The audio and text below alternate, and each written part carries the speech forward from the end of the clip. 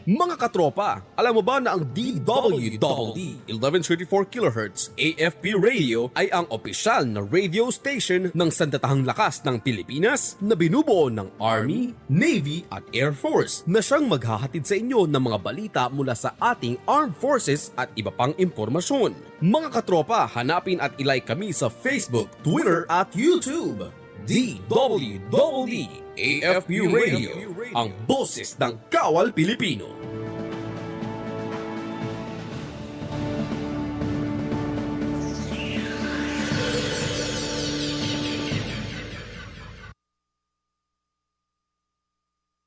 Behold the latest military news update. This is AFP Community News, hosted by Rofh Suzon every 12 noon, Mondays to Fridays. Only here on DWDD Armed Forces Radio. One AFP for a stronger Philippines.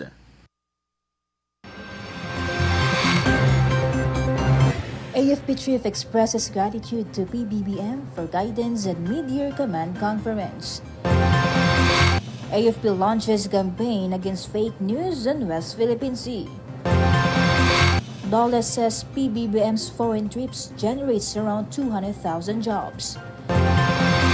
President Marcos distributes over 90 million aid to El Niño hit farmers and fishermen in Samar.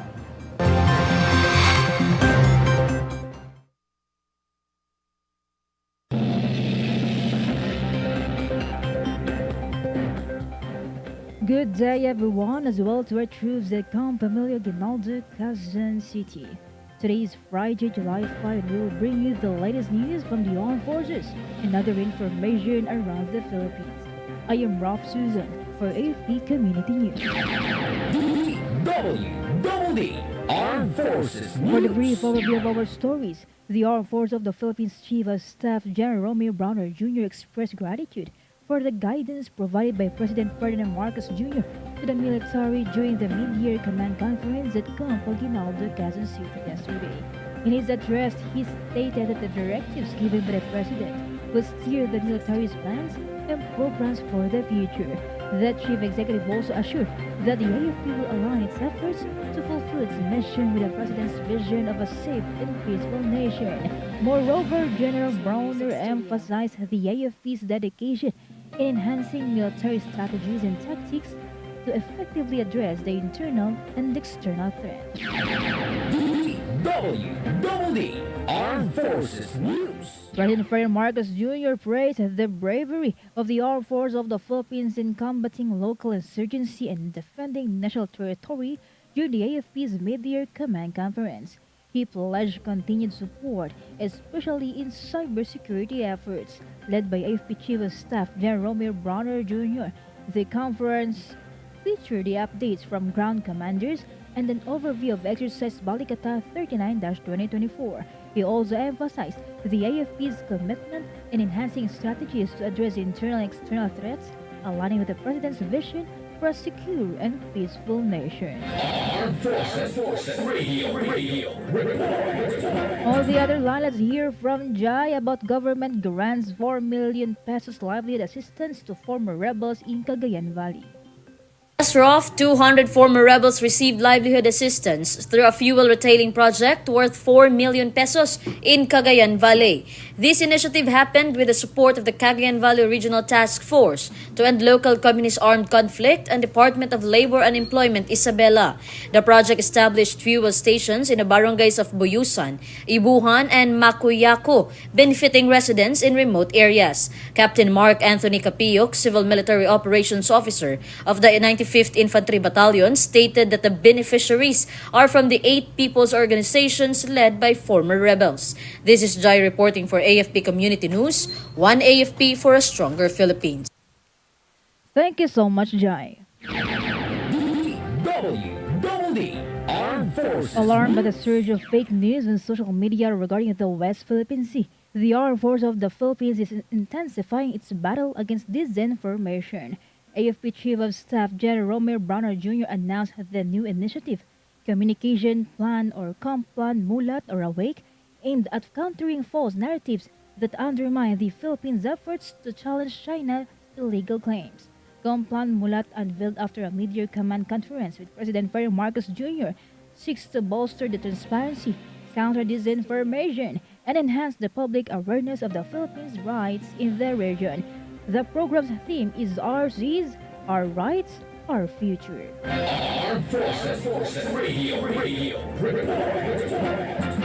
About 200,000 quality jobs were generated from President Ferdinand Marcos Jr.'s foreign trips. Labor and Employment Secretary Bienvenido Laguesma said that these came from investments and commitments.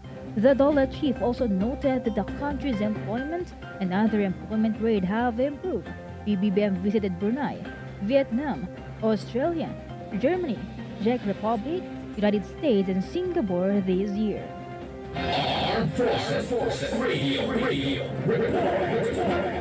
Let us hear an update from Gina regarding 6-5 holds second quarter Leadership Enhancement Forum.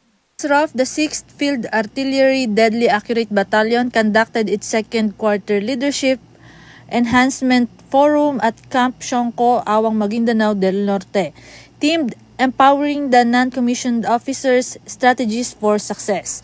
The event was attended by Battery First Sergeants, Platoon Sergeants, and other senior NCOs. This initiative is a priority of the battalion commander, aiming to empower NCOs in key positions by enhancing their leadership functions. The forum successfully reinforced leadership and mentorship, contributing to the unit's mission accomplishment. This is Gina reporting for AFP Community News, 1 AFP for a stronger Philippines. Thank you so much, Gina. DWDD National News. For other national news, more than 95 million financial aid was distributed to the beneficiaries and local governments of Samar, Northern Samar, and Eastern Samar provinces yesterday. President Ferdinand Marcos Jr. flew to Calbayog City to personally lead the distribution of financial assistance to farmers, fisherfolk, and families affected by the recent El Niño phenomenon. In his speech, PBBM recognizes the significant contribution of the farmers and fisherfolk to the development of the province and as well as the whole country. Aside from Samar, the president also distributed various government assistance in Leyte. DWDD National News. President Ferdinand Marcos Jr. hopes that an improved Tacloban Airport could be ready in the next 2 years. During the distribution of the presidential assistance to farmers and fisherfolk in Palo, Leyte, Marcos said that the repair cost more than 2.5 billion pesos. The Tacloban Airport Development Project includes the construction of the new passenger terminal building, asphalt overlay for runway, and the airport perimeter road. They're expected to be completed by January 2026. We have a report coming in about first CMOC joins tree planting activity in Talisay City. Going for the details, Beth. First, several military operation Kahanas Company joined the purposeful tree planting activities held in the Barangay Tapol, Talisay City, Cebu. The said activities was also participated by various stakeholders. The event was the planting of the over 200 Guyabano trees aiming to combat the negative effect of climate change and raise community awareness about the importance of establishing and preserving trees. The initiative highlights the critical role of trees in mitigating climate change. This is Betanieta reporting for the AFP Community News, 1 AFP for Stronger Philippines. Thank you so much, Beth Taniete. DWDD National News. For other development story, the Department of Education reminded the public schools to strictly adhere to its no collection policy during the enrollment. DepEd Undersecretary Michael Poa urged the parents to report to the regional or central office if fees are collected from them. Poa also pointed out that parents should not be required to contribute to the needs of the schools as they prepare for the opening of classes. He explained that public schools have funds from MOOE or maintenance and other operating expenses. Nonetheless, DepEd thanked the teachers and parents who volunteered to contribute during Brigada Eskwela. DWDD National News. The Private Education Assistance Committee or PIAC expressed the support for incoming Department of Education Secretary Senator Sonny Angara's plan to further expand the government assistance for poor students. According to PIAC Executive Director Doris Fernandez Ferrer, they are eager to collaborate with Angara to strive towards an inclusive and equitable educational system in the country. Ferrer also expressed commitment in sustaining the committee's mission of alleviating classroom shortages and student overflow in public schools. That is by providing financial support to Filipino learners in private high schools through the Government Assistance and Subsidies Program. From First Year G, let's hear more updates from Meljoy about NOLCOM and LGUs facilitate dignified return of deceased NPA members. Rofh, the Northern Luzon Command Armed Forces of the Philippines, in coordination with the local governments of San Luis, Aurora, and Palayan City, have respectfully returned the remains of Harold Esmenyosa and Pipito Bautista, New People's Army members killed in Pantabangan, Nueva Ecija. With the assistance of the 91st Infantry Battalion and 7th Civil Military Operation Battalion, Harold's remains were brought to Aurora and received by his grieving mother, Mrs. Cecilia Menyosa.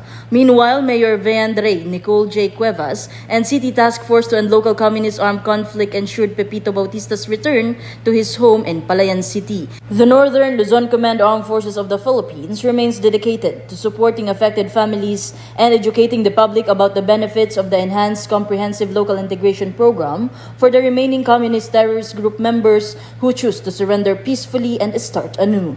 This is Meljoy Nesho reporting for AFP Community News, 1 AFP for Stronger Philippines. Thank you so much, Meljoy from First Year G. DWDD National News. For other updates, the vaccine against African swine fever or ASF will soon be available for commercial use in the Philippines. According to Department of Agriculture Secretary Francisco Chu Laurel Jr., commercial trials for the vaccines would be approved by the Food and Drug Administration 2 weeks from now. Laurel emphasized that the vaccine from Vietnam is really effective. Earlier, President Ferdinand Marcos Jr. said that the availability of anti-ASF vaccines would pave the way for the swine industry's recovery. DWDD National News. The Department of Agriculture has promised a bigger budget for the Bureau of Fisheries and Aquatic Resources. This is to fund the construction of 35-footer fishing boats as part of DA and BIFAR's Capacitating Municipal Fisherfolk program. DA Secretary Francisco Q. Laurel Jr. said that fishermen will earn more with bigger boats. Through this, the department chief believes that they will have enough income to support their family to live comfortably and send their children to school. And now let's hear our reporter on the ground for more updates about AFP Royal Thai Navy to strengthen maritime security cooperation. Go home for the details, Mars. Yes, Rofh, Armed Forces of the Philippines and Royal Thai Navy are set to strengthen their maritime security cooperation. It was discussed during courtesy call of Commander-in-Chief Admiral Ando Ong Panlam to AFP Chief of Staff General Romeo Browner Jr. at General Headquarters Quezon City yesterday. In their meeting, they discussed plans to enhance maritime security capabilities through joint exercises and defense training.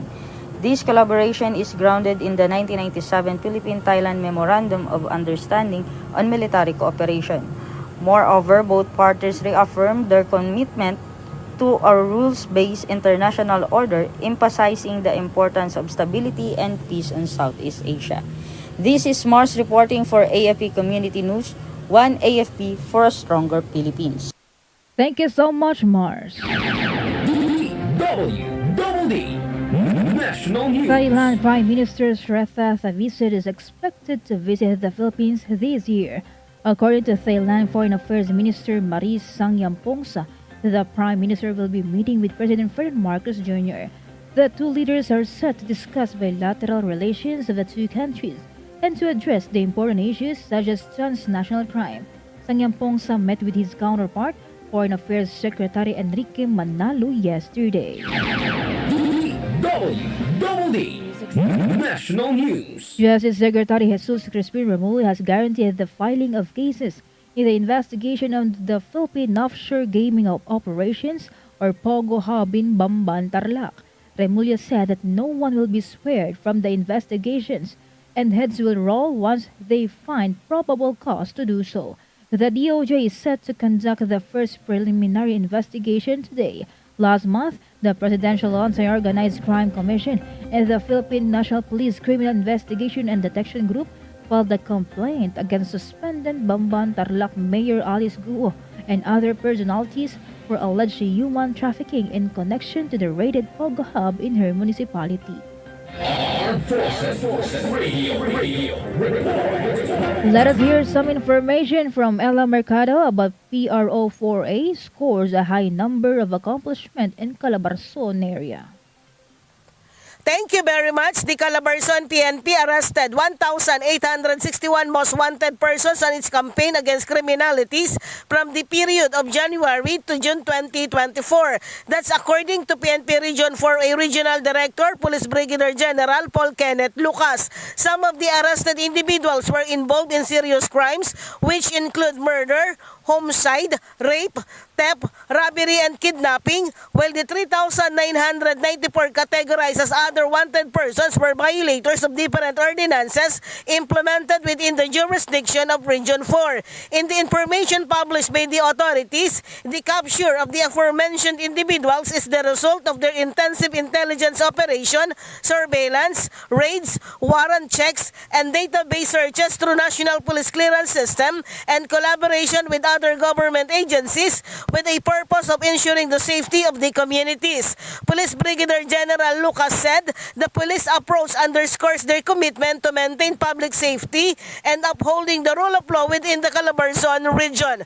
This is Ella Mercado reporting for AFP Community News, 1 AFP for a stronger Philippines. Thank you so much, Ella Mercado. DWDD National Camarines News. Sur's 2nd District Representative Rofh Villafuerte reminded the local government units officials to help the government in its fight against online child pornography. Villafuerte pointed out that under Republic Act No. 11930, LGUs are mandated to put up community-based initiatives against OSAIC and CSAEM at the barangay level. They also have to educate families on the issue and provide a holistic approach to rehabilitation and reintegration of the victims. President Ferdinand Marcos Jr. recently directed the Philippine National Police to run after perpetrators of OSAIC and CSAEM with the full weight of the law. DWDD National News. Philippine Statistics Authority reported that the inflation in the country is to 3.7% in June, down from 3.9% in May, with an average of 3.5% from January to June. National statistician Claire Dennis Mapa cited that slower increases in electricity and gasoline prices as primary reasons for the slowdown. Slower inflation was also observed in restaurant and accommodation services. Among food groups, inflation accelerated for ginger and squash, while it's low for rice, flour, and milk. Metro Manila recorded a 2.3% inflation rate, down from 3.1% in May. Armed Forces Radio Report. For other updates, let us hear the details about AFP hosts special screening of award-winning film Bukal with Senator Robin Padilla. Go ahead, Glenn. Good afternoon, Rofh. The Armed Forces of the Philippines hosted a special screening of the award-winning film Bukal recently. The said activity was graced by Senator Robin Padilla and Lieutenant General Charleston Cian Gaerlan, the Deputy Chief of Staff, Armed Forces of the Philippines. The film portrays the disparate struggle between soldiers and rebels, highlighting the realities faced by soldiers and communities in conflict-stricken areas. Lieutenant General Gaerlan emphasized the importance of such initiatives in fostering empathy and understanding across society. He also praised Bukal for its authentic depiction of the challenges the AFP faces in maintaining peace and security. This is Your Glenn Chan reporting for AFP Community News, one AFP for a stronger Philippines. Thank you, Glangel Chan. DWDD National News. The Philippine Institute of Volcanology and Seismology reported an increase in volcanic activity at Mount Canlaon over the past 24 hours. A total of 67 volcanic earthquakes were recorded compared to 42 the previous day, accompanied by moderate emissions of 400-meter tall plumes. Meanwhile, volcanic sulfur dioxide emissions decreased to an average of 3,779 tons per day from 5,083 tons on Tuesday. Mount Canlaon remains under alert level 2. DWDD Armed Forces News. That's all for today's broadcast. Thank you so much for joining us, especially to our audience in our Facebook page, AFP Radio DWDD. Don't forget to tune in tomorrow for more updates, same time and same station. Again, this is Rofh Suzon for AFP Community News, one AFP for a stronger Philippines.